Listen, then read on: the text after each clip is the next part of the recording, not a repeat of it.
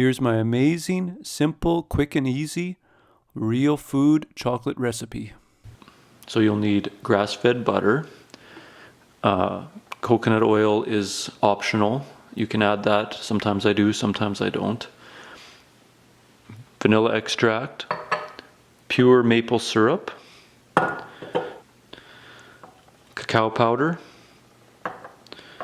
cocoa powder, and sometimes I add carob powder. This really kind of sweetens it up. Sometimes I use honey, raw honey, for sweetening. So first thing we're going to do is we're going to get a pot and we're going to put it on low heat, and what we want to do is we want to melt our butter. So depending on how cold your butter is, this one just came out of the fridge. It's a little cooler, so it's going to take some heat to melt it. I usually, and it depends how much you want to make, I usually use about half of a brick of butter. This chocolate keeps well in the fridge for quite a while, so you can make a bunch of it and store it in the fridge and have it when you want. So we're going to let that melt.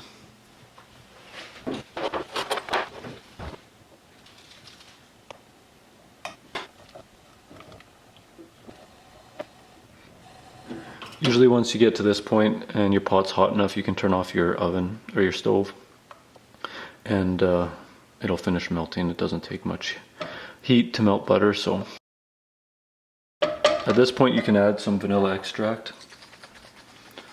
It's you don't need very much. That's lots. And I'll just stir that in and wait for the rest of it to finish melting. We won't want any chunks in there.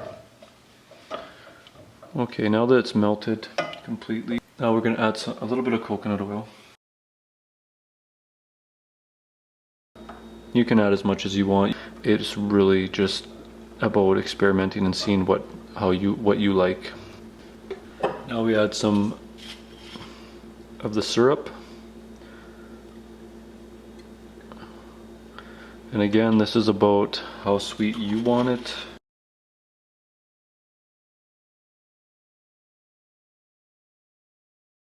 So now we'll add the cacao powder.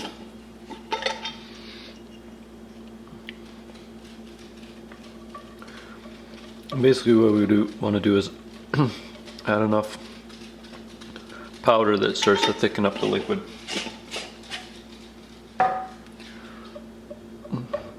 I never measure, I kind of just go by feel. So, and you want to just kind of squish out those lumps. You can push them down with a spatula. If you have a beater, you can use that. I'm not using it because these are ceramic pots and I don't want to scratch them up. But you can just use the soft end of a spatula and kind of push them down and squeeze out all the bumps and clumps. You can see we're getting kind of chocolatey now. Now I'm gonna add a little bit of cocoa.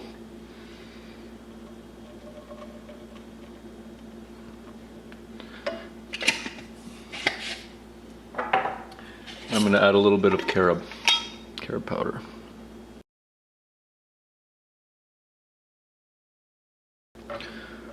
And at this point you want to make sure your stove is off for sure. You don't need any heat at this point. You're just cold mixing them.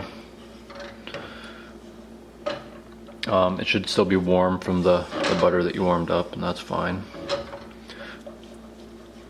At this point you can start tasting it to see how it is, and then adjusting the ingredients to suit your taste. So as you can see, when it's warm, it's very liquidy, and you can use it as a topping or as a chocolate sauce for lots of different things. Once it cools down, it will become harder, and when you put it in the fridge, it becomes pretty hard. So That's it. That's my homemade whole food chocolate. Well, thank you for watching. I hope you enjoyed this recipe. If you did, please don't forget to subscribe to my channel and share it like crazy.